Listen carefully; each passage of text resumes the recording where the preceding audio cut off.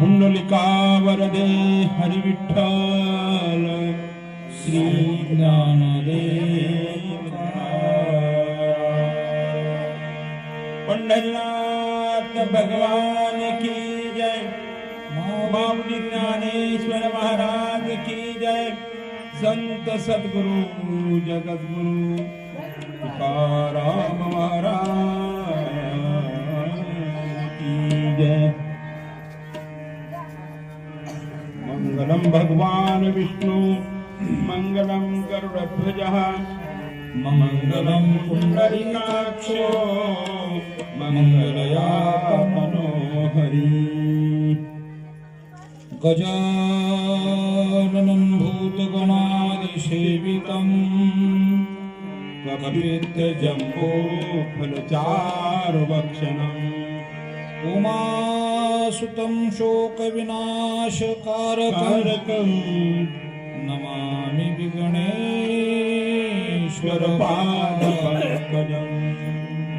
शान्ताकारं भुजगशयनं पद्मनाभं सुरेशं विश्वाधारं गगनसदृशं मेघवर्णं शुभांगं। लक्ष्मीकान्तं कमलनयनं योगिवीरुजानगम्यं वन्दे विष्णु भवहारं सर्वलोकैकनाथम्। समचरण सरोजं सम्रमिलाम्बुदाभं जगन्हीतपाणि मण्डनमण्डनमण्डनानां तरुण तुलसीमाला कंदनं कंजनेत्रं सदा धवलहासं विठ्ठलं चिन्तयामि। कर्पूरगौरं करुणावतारं संसारसारं भुजगेन्द्रहारं सदा वसन्तं हृदयारविन्दे भवं भवानी सहितं नमामि। अलङ्कारपुरीरम्यसिंहासनस्थं पदाम्भोजतेज स्फुरदिप्रदेशं विदिन्द्रादिदेवै सदा स्तूयमानं समाधिस्थमूर्तिं भजे ज्ञानदेव। नमो सद्गुरु तुकया ज्ञानदीपा नमो सद्गुरु सच्चिदानंद रूपा नमो सद्गुरु भक्त कल्याण मूर्ति नमो सद्गुरु भास्करा पूर्ण कीर्ति। पुंडलिका वरदे हरि विठ्ठल श्री ज्ञानदेव पंढरीनाथ भगवान की जय। माऊली ज्ञानेश्वर महाराज की जय।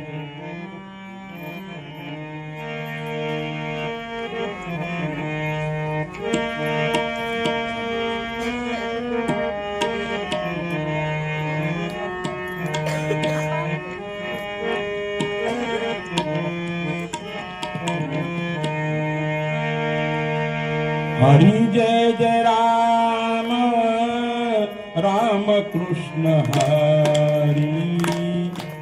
हरि जय जय राम राम कृष्ण हरि। हरि जय जय राम राम कृष्ण हरि। हरि जय जय राम राम।